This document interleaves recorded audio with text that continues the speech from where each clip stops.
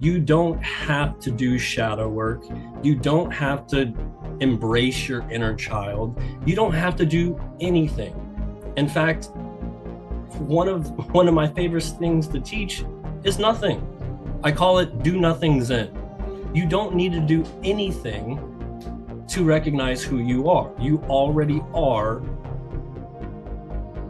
who you are, which is awareness.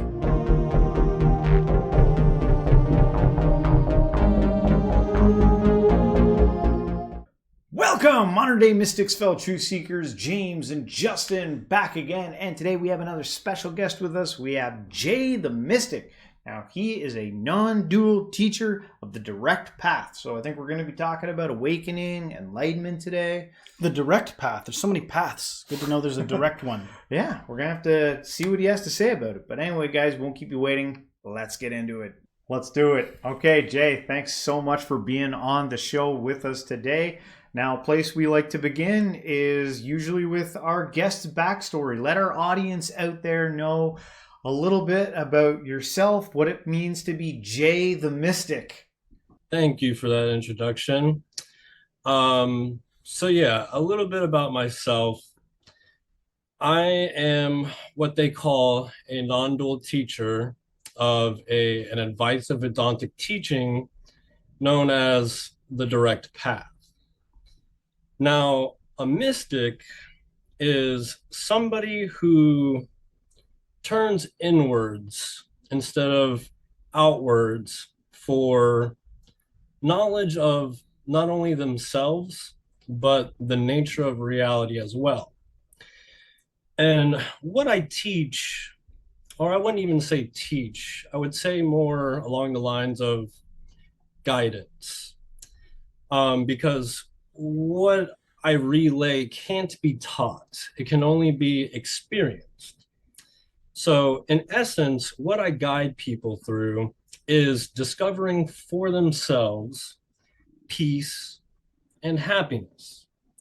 You see, what I've come to discover is that everybody in the world, whether they know it or they realize it, is searching for one thing. Some people call it love, joy, harmony, peace. I've just summed it up into happiness. Happiness can easily be equated to any of those words I mentioned. And we do this consciously or unconsciously by acquiring material objects, such as getting a new car, fancy clothing. We do this by trying to get a partner that can make us feel whole and complete. We also do this through states of mind, like meditation. Meditation can be a way that somebody tries to seek happiness, that or even use a substance. That's actually one of the biggest problems we have in our society, in our culture, is the search for happiness in substances. Now, we do get a taste of happiness whenever we acquire one of these objects, but it's not real happiness. We acquire the substance, we get into a relationship or get that dream job, and we taste happiness, but then what happens is that happiness fades away over time, and we go back out into the world and search for it once again. So what I teach is that you are the happiness that you seek. We will never find everlasting happiness in the physical world, in objective experience. And when I say objective experience, I'm talking about thoughts, images, sensations, perceptions.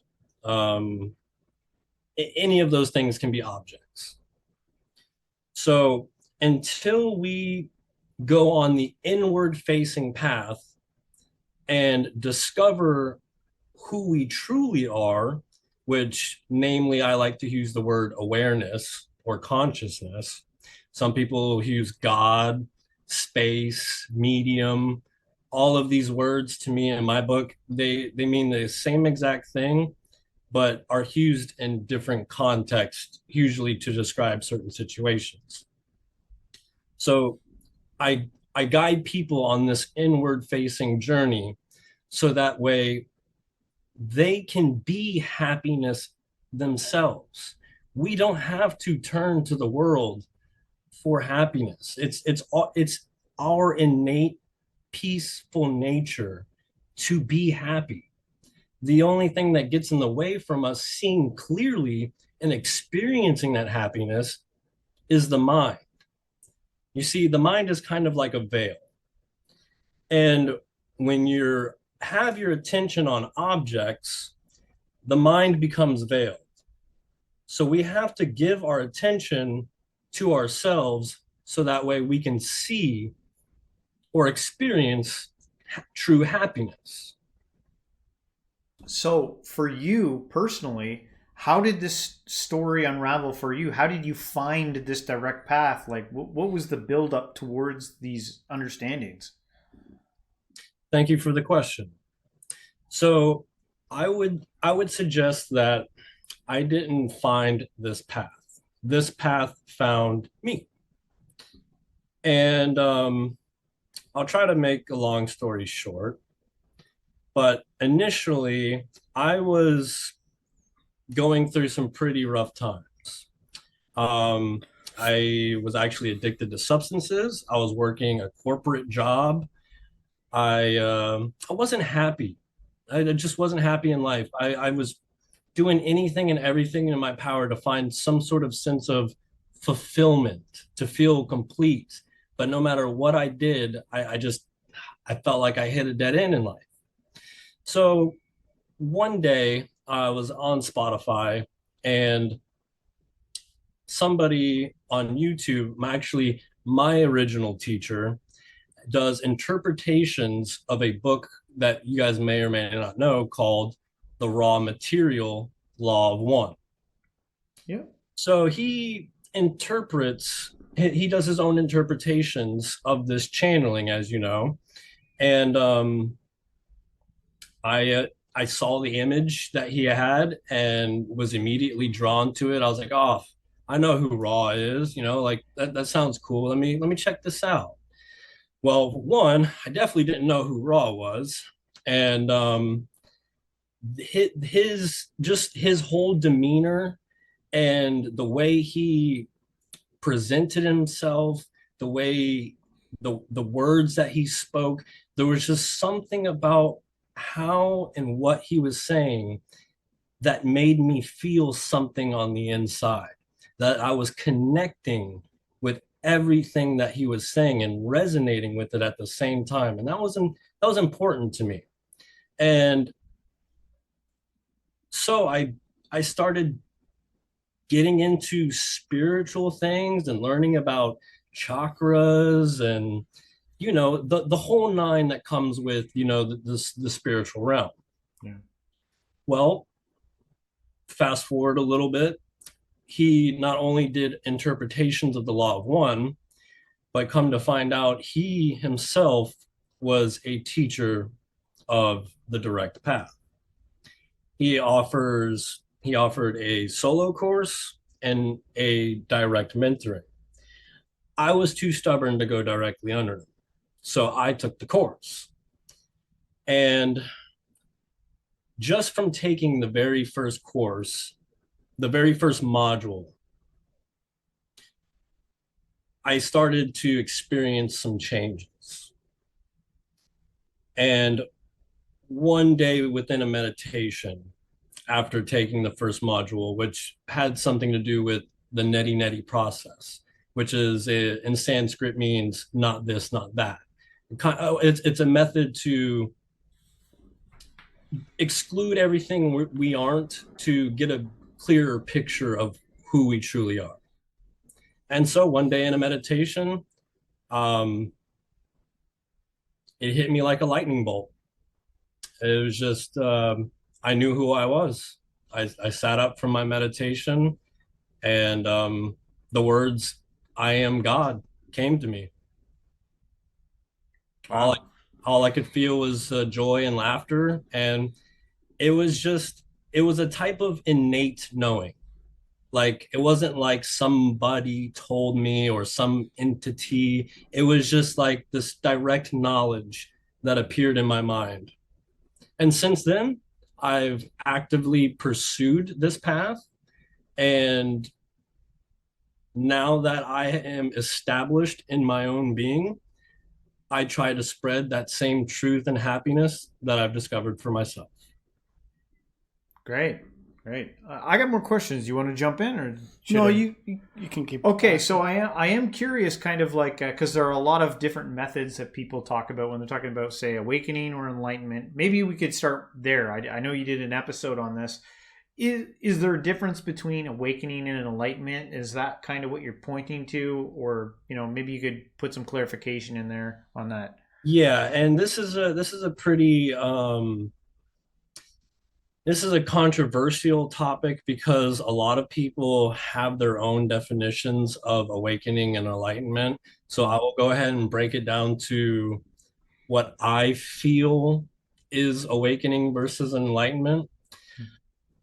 Enlightenment is when we catch our first glimpse, so to speak, or finally see.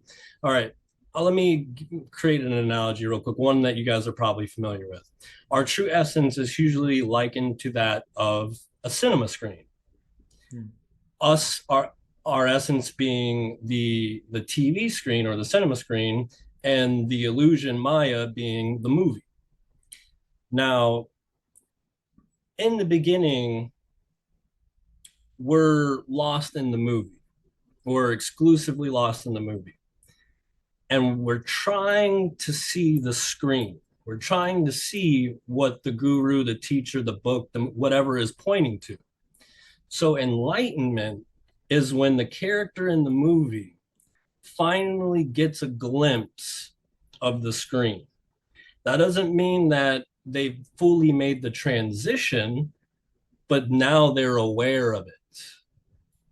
And during this process, after we've gotten a glimpse of the screen, there tends to still be, not, I would say more than most, and there tends to be this back and forth between the movie and the screen.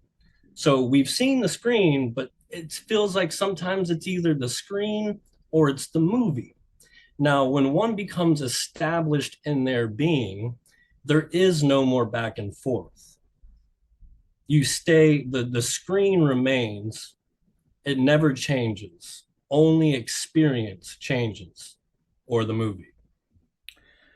One of the factors that stands out to me in this is the idea of experience and method, because people have different methods. It seems like there seems to be a big clash between people that are hyper advocates of like chemical induced stuff. Like you can find people that through DMT or some kind of psychedelic are like, they'll have tears in their eyes. They'll be like, I met with God. I'll never be the same again. And oftentimes they're not. There's like a character change. And then there's the side of things where people that are like spiritual practitioners that are like, don't be messing around with psychedelics. Do this, do the like some ritualistic path or something. And then there's the experience side of it, which seems to have different people from their own perspective experiencing enlightenment. There's a lot of similarities, but sometimes there'll be like sort of subtle variations or styles of conveying that message. What do you have to say in terms of method? Like, do you like, you talk about the direct path? Why is this direct? What paths shouldn't people take from your point of view? What is the best path, and can you talk about the path? Sure, definitely. And thank you for the question. So, all paths lead to the creator. So it doesn't matter if you take a path of substances, the direct path, the progressive path. But I will say that I do believe that this is the age for the direct path. Now, I'll specifically talk about the two main paths just because they're the most two that people travel. So what I teach is the direct path, which is where we skip, we don't, we give our attention exclusively to ourselves. We turn away completely from the world and give all of our attention to ourselves. Now, in a progressive path, somebody would do a set of practices like a mantra or purifying the body. They would do a series of practices and things to purify both the mind and the body, to bring it to a greater state of coherence so that they could better understand the teaching. But it's not necessary. You don't have to do shadow work. You don't have to embrace your inner child. You don't have to do anything. In fact, one of my favorite things to teach is nothing. I call it do nothing Zen. You don't need to do anything to recognize who you are. You already are who you are, which is awareness. You can't, if I were to tell you to take a step towards yourself right now, where would you go? Exactly. Yeah. Exactly. So no effort that we make can actually bring us closer to our true essence.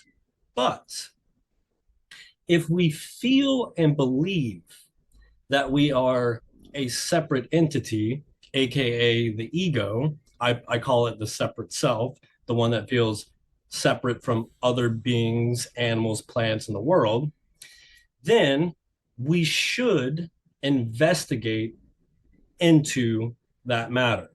And it doesn't matter if we take the progressive path, if we take the direct path. The progressive path is just slower, and it may be even I use, for some students, progressive path means within the direct path. It's not a structural, this teaching is not a structural thing. I don't have a list of things I have written down. Every time I come into a session with a student, every time I meet somebody, everything comes straight from the space.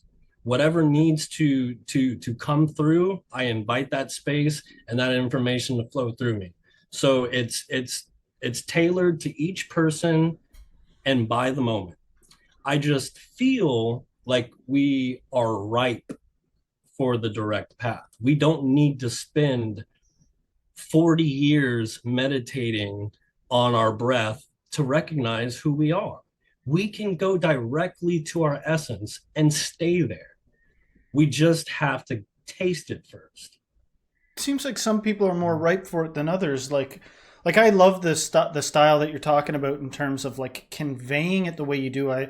Lately I've been watching a lot of Adyashanti and Gangaji, and I love the calm, man. I'm frantic classically on this show. I'm frantic and ranty and tangenty.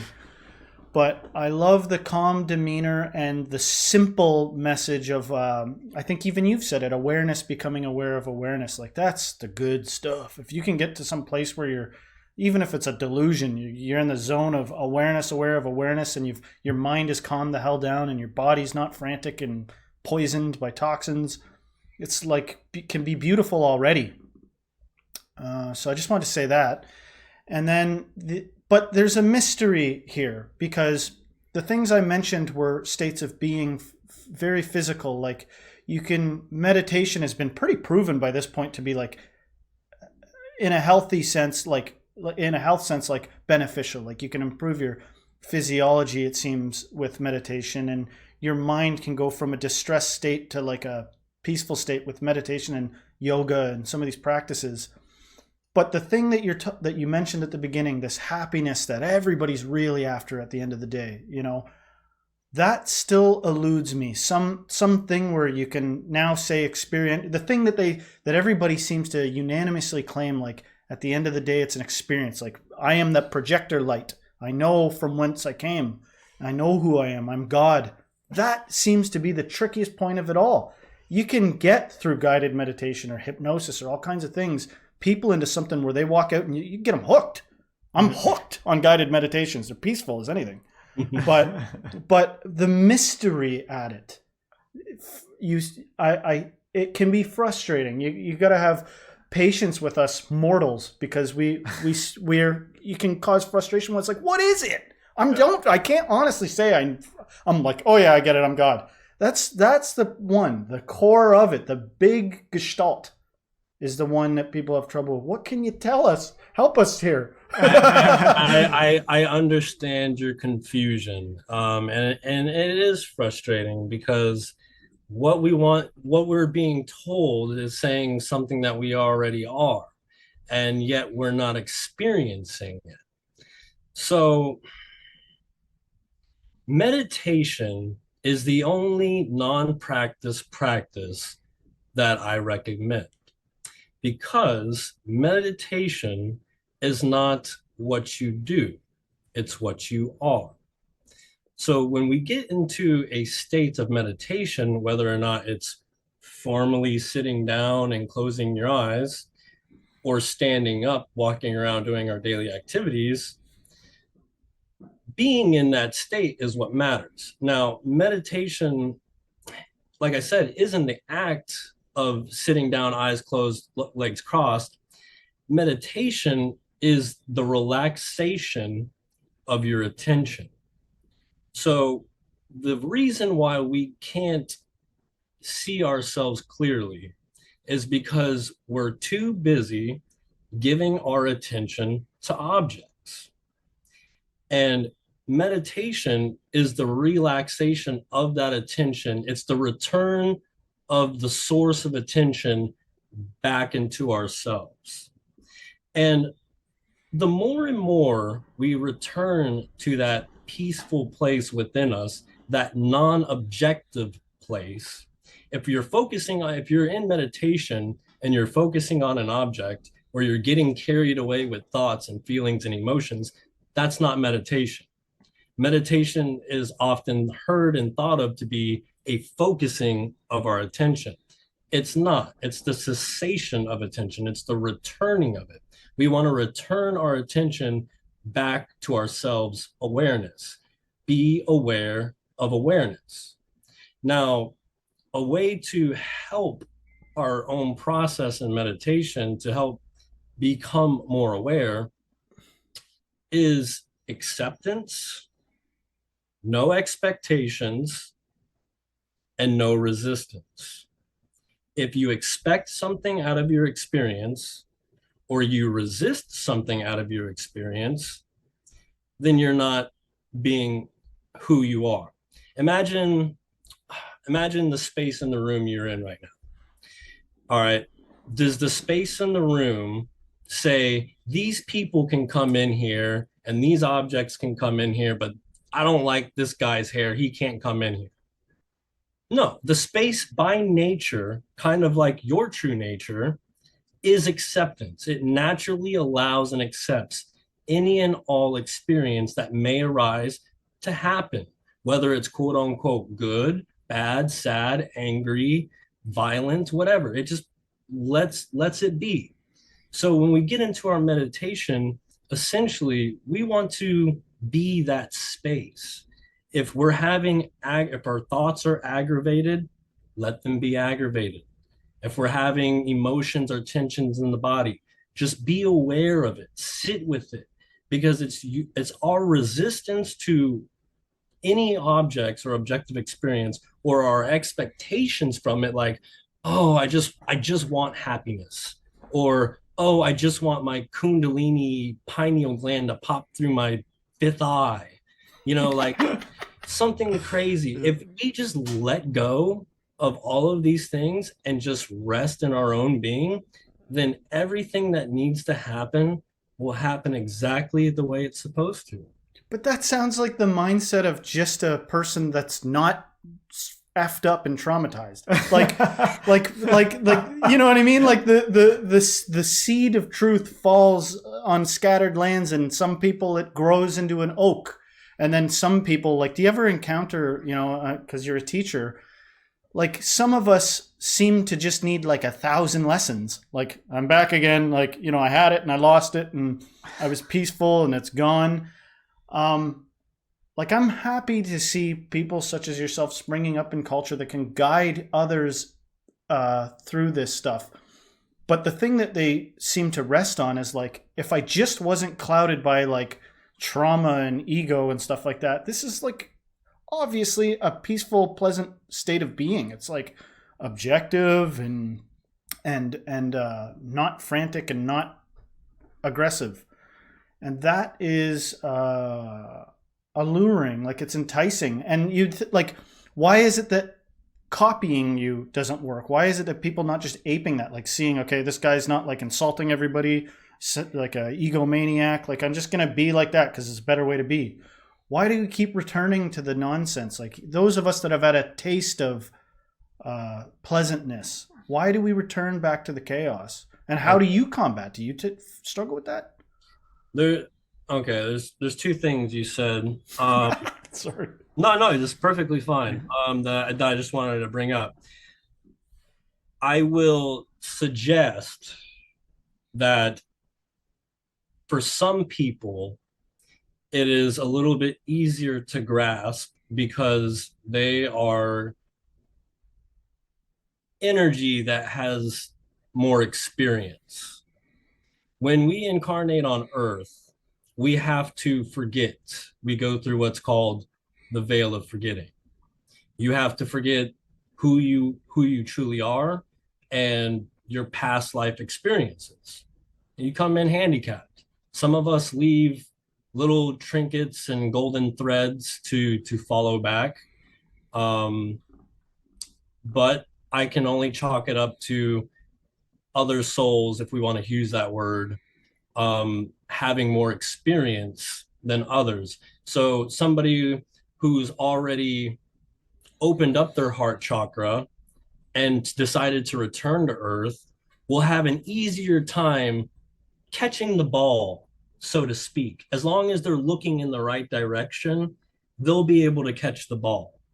Now, for somebody who's never, ever touched these matters, who's never explored the self, it's going to be confusing. It's going to be a doozy. It's going to be a little bit harder to grasp. That doesn't mean that they can't still excel and move just as much as the next person, but they haven't had the experience. So experience matters. Other thing I wanted to say was the back and forth. You said that a lot of the times that, you know, a lot of us have these awakenings, and this is true. A lot of people do have awakenings, and this actually digs into my experience a little bit. I had an enlightenment experience, but I didn't become fully awakened until earlier this year. So I got my glimpse through the direct path and the law of one. But as I consistently devoted myself, surrendered, and pursued this, I mean, literally from the time I tasted that peace you were talking about, I searched for it every single day. From the time I woke up till the time I went to sleep, I lived and breathed God. I had my nose, my eyes, and ears in God all the time, meditating once a day, twice a day. How much we devote ourselves, our will and faith in this path has a big impact on the fruits of our labor. The more you give your attention to yourself, and I mean you, awareness, not the body or the mind, the more and more of what needs to happen will happen. So what happens a lot of the times is what I think is some people have this awakening, they get this glimpse, they go, oh, I know who I am, or I've learned who I am, I'm done, that's it. And then they just go on, continue living, but then they're not happy, unhappiness arises. It's because we can have an awakening without truly knowing who we are. So awakening is kind of just opening up the heart center. And there's a lot of people that have, you can open up your heart center and not even know it. And there's plenty of people walking around being ready to graduate to fourth density, and they don't even know it. But to know who you are experientially as awareness is a whole nother question. To be able to see the screen and keep it at all times, that is where our happiness lies. And until we remain as the screen, happiness will feel like it will elude us. It'll feel like a state that comes and goes. Is this the same awareness? Does this awareness that we find within ourselves that ends up being the thing that we've been looking for all along, is this in all things? How does this tie in with non-duality? Is it the same awareness does it reside in rocks? Is it in tables? Is it in all things? Like, what is this? Is it the non-dual thing? Yeah, the awareness, consciousness, this is what is referred to in non-duality. And I would love to use Rupert Spira's definition of what consciousness or awareness is, and that is consciousness is that which everything is known. Consciousness is that which everything appears within. And consciousness is that which everything is made of. So to answer your question, yes, rocks are made out of consciousness, but they themselves are not conscious. Same with humans. Humans are not aware. They are not conscious. Only awareness is aware. A few times you've mentioned the law of one, raw material, and you've kind of talked a little bit about the structure of reality, how we kind of come into this. I'm always fascinated with these different viewpoints and how people see the construction of our reality or what's going on here. Do you follow other Law of One teachers? The only one I can think of right off the bat would be Aaron Abke. I know he does, so he talks about the Law of One.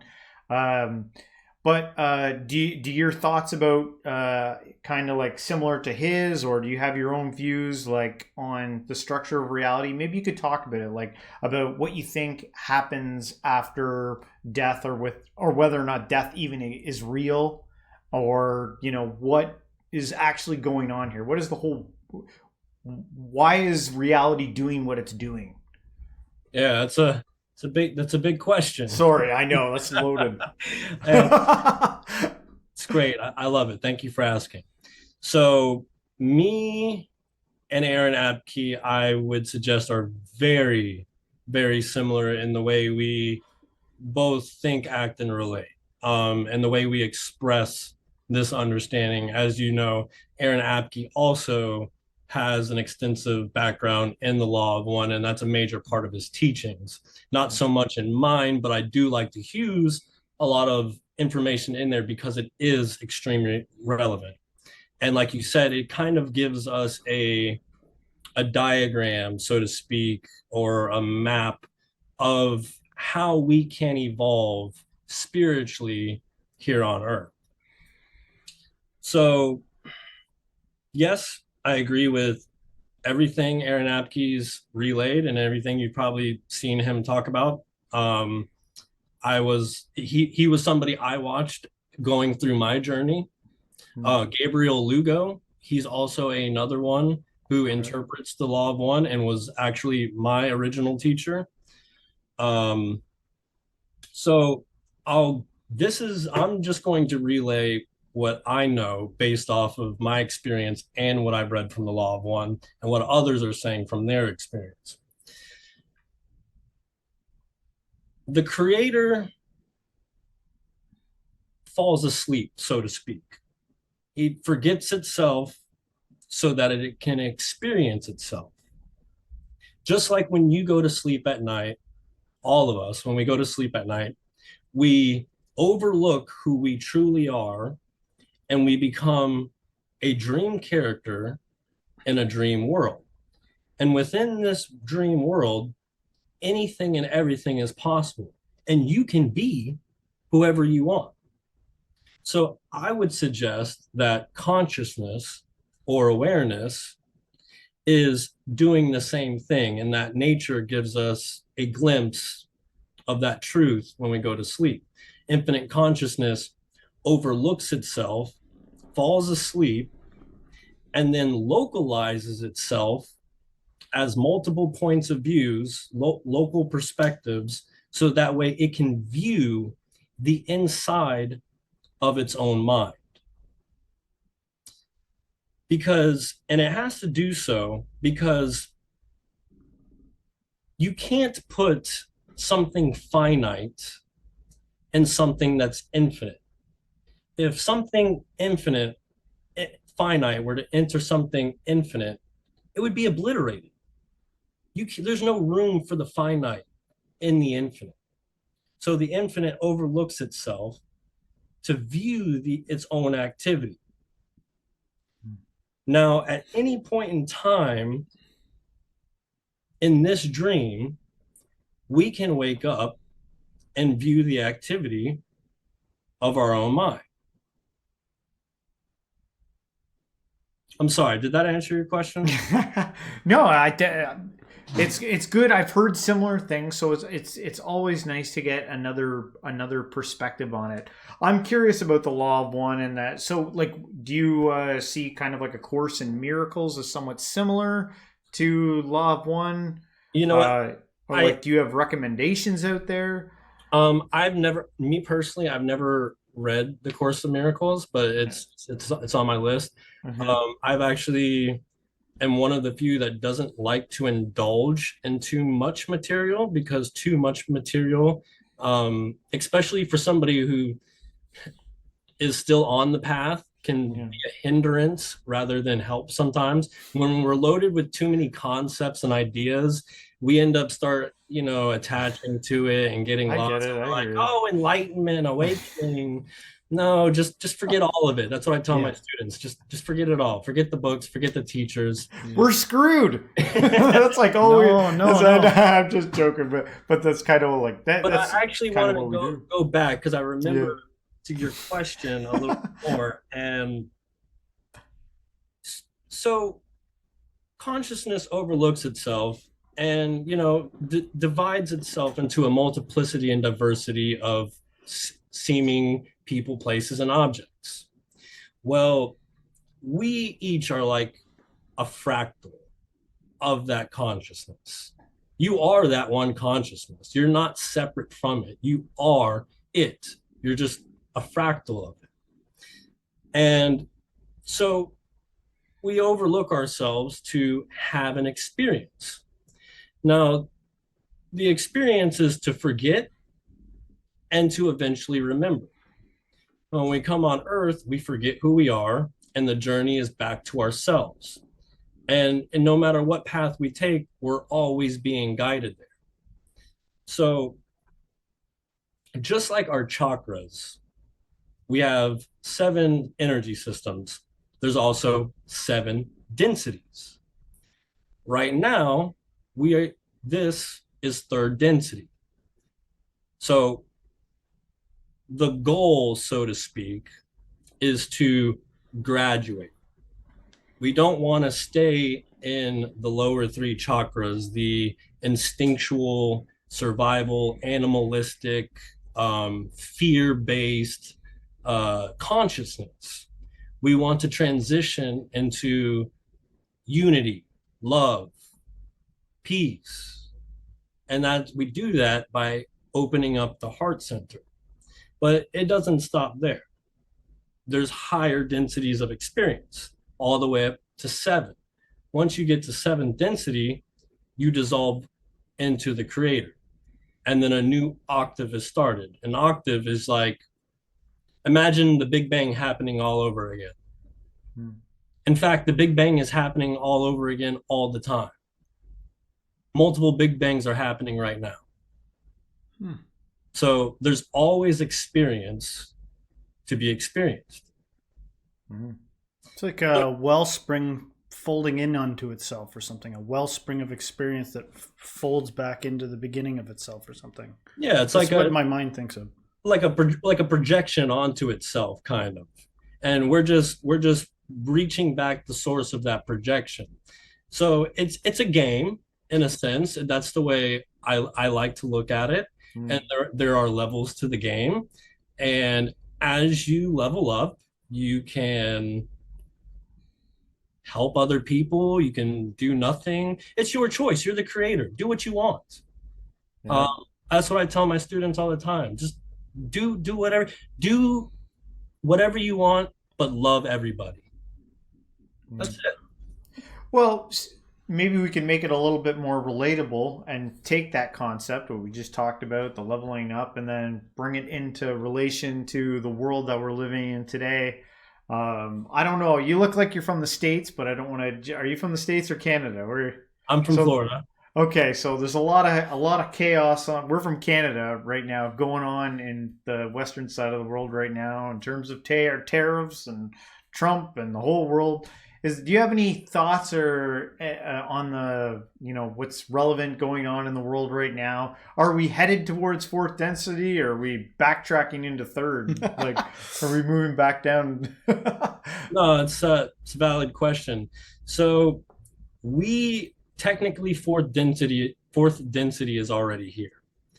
We are already in the transition. Raw says between now and the next 700 years, the transition will be complete. So that is why we are seeing this massive awakening that's going on more and more. I mean, even during my short period of time of being awake, I am seeing massive transitions. Old paradigms are crumbling. More people are waking up to who they are. Things are getting better and worse at the same time. So, yes, we are moving into 4th density. Earth is moving into 4th density. We're not going backwards.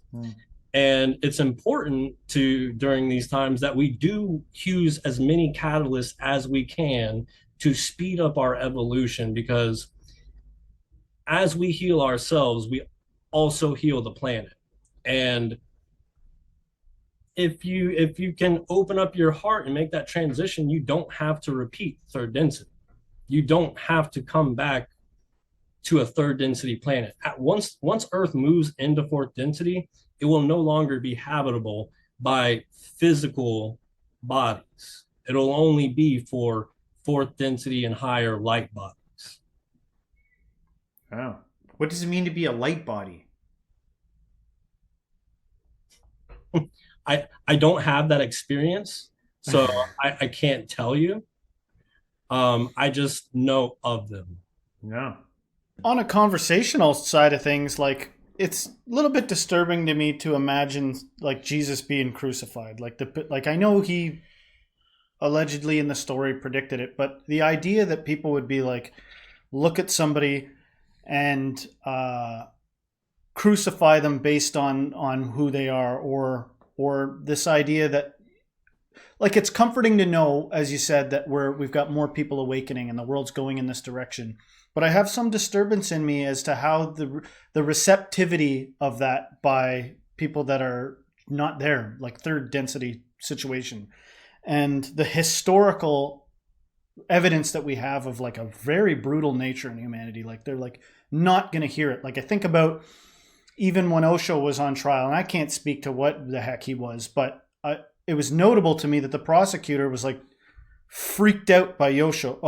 Like he was like, you know, I sensed evil in that guy. That was his perspective of this man that people walked away from spending time with and claimed, you know, he benefited them, like led them into some kind of peace or something. This perspectival aspect where it's disturbing to me to imagine that people fear what they don't know, that they look at people shifting gears and they're like, I don't like this. You know, like be a good American or be a good Canadian or be a this and you know, do like we do. And it's coming from an aggressive nature, like something that has been historically, like look at the history. Like first maybe thing we should do upon coming to this earth is like a history lesson. This is where we come from. We were barbaric for Pete's sake. And we've come to this nice peaceful place. It's hard to let go of that nature, it seems, for us. And that's disturbing to me. But nevertheless, it's encouraging to hear your words about this is the direct. We can't go back. We're not going to go backwards. These are the birth pangs of becoming this fourth density being. I'm pro that.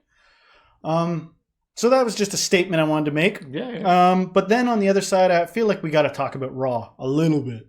You know what I mean? Like, what's he like?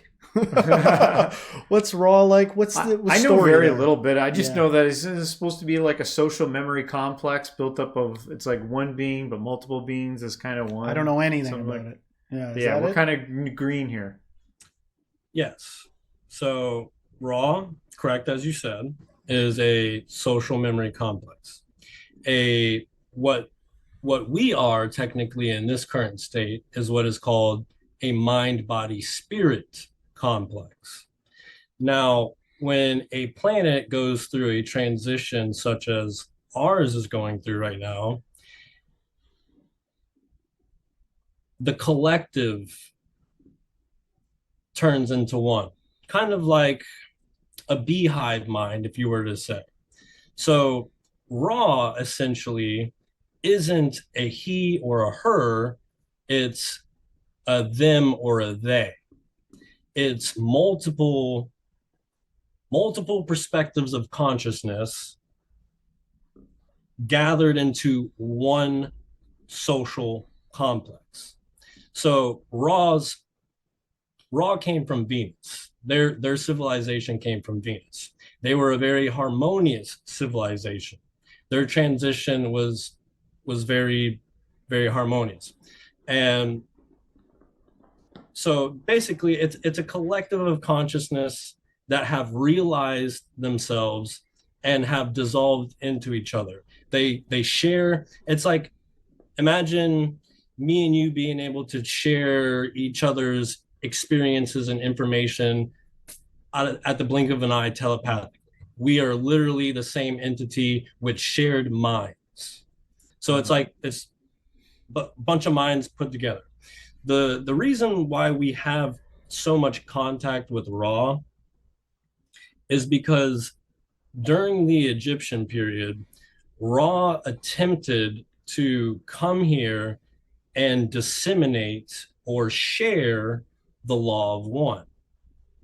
But unfortunately, there was a lot of complications, and people looked at Ra as if he were a god or the god, rather than taking the knowledge that he was trying to share, which is that we are all it. We are all whatever we call awareness, God, or consciousness. Ra is still here. There are what we call wanderers.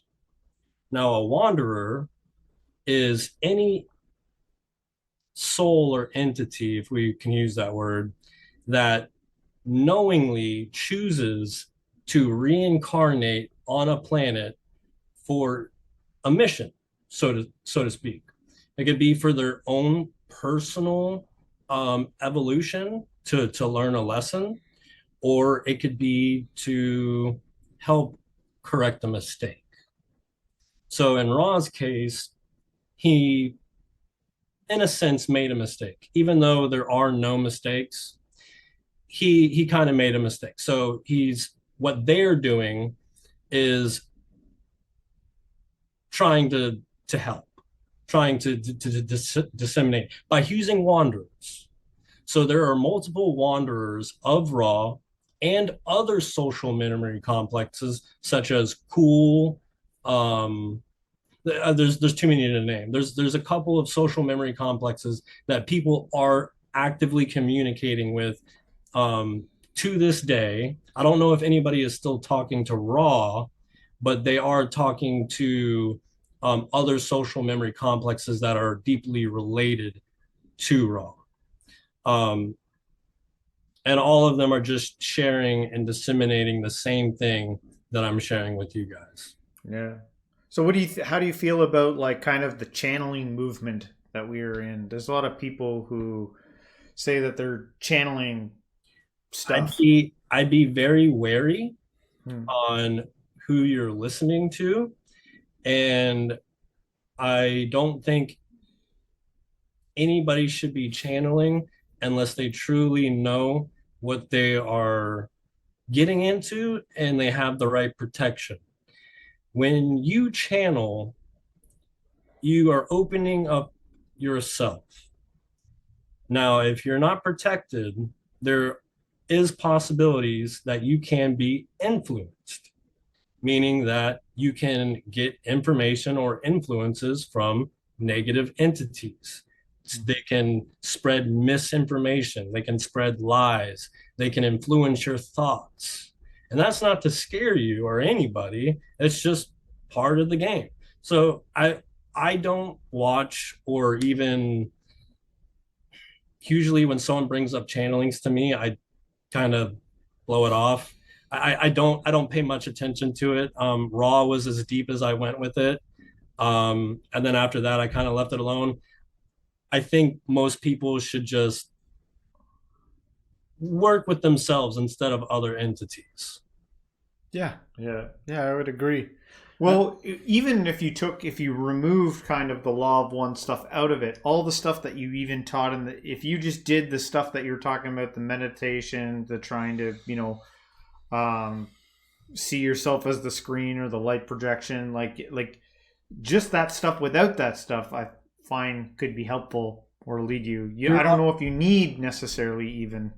You're already a channel. That's the thing. And the more you become aware of who you are, the more you strengthen that connection to source, which is infinite knowledge, love, and abundance.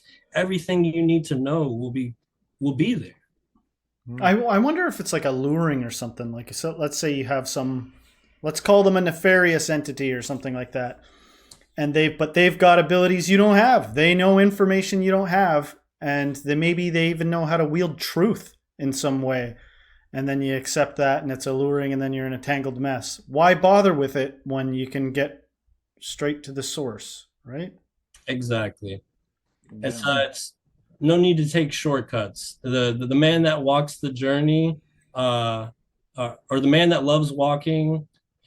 Yeah, how does that quote go? The man who loves walking will go farther than the man that loves the destination. Yeah. Yeah. There we go. That's been like really driven home so many times, the idea of it's not the damn destination, it's the journey. That's like over and over we need to be reminded of that. And that's a very humbling quote for this path, because a lot of the times we just want something so bad. We want that happiness. We want this. Just you have to let go. When I leave to drive home, I'm going to be like, I just want to get home. I just want to get to the next thing. I got to get home so I can meditate. Yeah, it's ridiculous. I gotta ask you. So for like your students, maybe we could just throw out maybe like what's maybe one beginner tip that you would suggest, and maybe one intermediate tip that you could maybe suggest for someone who's just starting and maybe someone who's been doing this for a while. Yes. So for somebody who's just getting into these matters, these topics, and exploring the self, for one who's exclusively lost in the content of their experience, I would suggest meditation, and when you're in your meditation, to give your attention to one object. And the object that I hugely recommend is your breath, because your breath is the most subtlest experience next to your true essence. In fact, it's so subtle that your body is breathing without you knowing. But we can turn our awareness to it, and then it feels like we're breathing. But all day long, we're constantly doing things and not thinking about our breath, and yet our body's breathing. So for the one that's lost in experience, and to narrow and soften that attention, to relax that attention, I suggest focusing on the breath. Now, not only does that narrow our attention, but consciously breathing is medically and scientifically proven to regulate feel-good hormones and lower your heart rate. So it's automatically going to put the mind and the body into a more relaxed state. Also, it facilitates the movement of prana within your body. We can just call prana energy. A lot of people getting into meditation will fall asleep during their meditations, especially if they're laying down. Now, when you're consciously breathing through your nose, that prana is circulating through your body. So it's keeping you awake. If you fall asleep during your meditation, you're not meditating, you're going to sleep. so conscious breathing is a wonderful first preliminary stage. As we get farther into this practice, non-practice practice, the next step would to be letting go of your attention. And it's a lot easier, it's a lot harder done than said. But eventually our attention has to subside completely and fall into awareness, fall into ourselves. That would be the most intermediary tip I can give. It's weird because the like it's beautiful what you're saying, the idea of reducing that attention to one thing and then letting go of attention, but then like kind of paradoxically all of a sudden emerges like this idea of like, and stay vigilant about it, like stay focused about not focusing or something, like even to the last breath, like Jesus in the parable of the ladies waiting for the oil or whatever. Never mind that. It was confusing. But that just comes into, this comes back to practice and devotion. Yeah. The more and more we return to ourselves, the more we devote time and energy into knowing who we are, it's like a muscle. It even if it's for 5 minutes, you are focusing on the self, or 2 minutes, or 20 minutes, you have just strengthened that connection that much more. And you just keep going there every chance you get, whether it's during the middle of the day, you remind yourself, what is it that's aware of my experience? Or am I aware? And then you just go to that experience and you stay there for as long as you can. And then a thought may appear, okay, then you return back to being yourself. And over time, it starts from being a back and forth between the screen and the movie, and then one day you're established as the screen. You have a... Oh, I just wanted to say that it's first. I love the guidance for people to start with that basic meditation first. And I think about prior to me, because we grew up in a Christian household and, you know, had no meditation or Eastern influence at all or whatever, like Eastern mysticism influence. But the first time somebody even indicated, like, become aware of the way it feels to be sitting on the surface that you're on, it was like, caught my attention. Like, I never am aware of my body that way. And then all of a sudden you're aware of it. And then after some time you realize there's a whole lot of us that are like not aware of how much even pain we're in. Like, dude, you're walking around in pain. Just, like, notice your body for a second. Like, oh, I'm a disaster.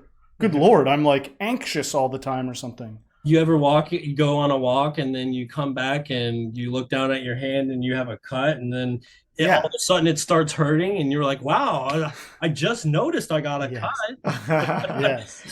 Same thing. We're not aware.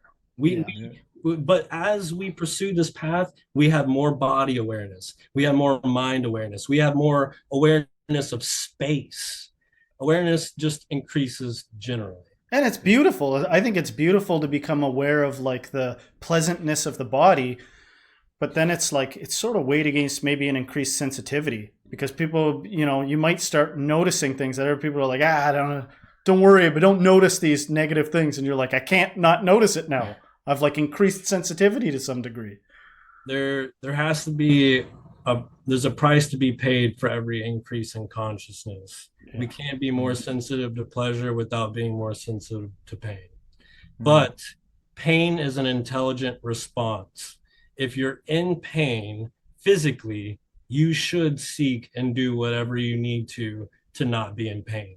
Emotional and traumatic pain in the mind, if these things are arising on our journey, it's because you need to be aware of it. When we suppress things, a lot of the times when we get on this journey of self-discovery, a lot of the things that we've suppressed about ourselves or just in general start to come to the surface, so that way you can be aware of it. No emotion wants to be suppressed. No thoughts want to be suppressed. Everything wants to be felt, seen, and heard. And awareness says yes to all of it. Yeah. Powerful stuff. Jay, I want to say thanks so much for coming on the show today. This was great. Thanks so much for doing this, answering our questions, full of insight and good stuff here. Maybe for our audience, you could let them know, where they can find you, what you got going on, and all that good stuff. Yeah. First, thank you both for having me here today. It's also been lovely to share presence, and I hope that anybody who watches this video can nourish themselves with anything that they may have found useful in this video. If you are interested in the things that I am saying, you can find me on YouTube or Instagram, and that is at j.themystic. And reach out to me if you're interested in these non-dual understandings. Beautiful. Thanks, Jay. Wow, awesome. Jinx. Thank you.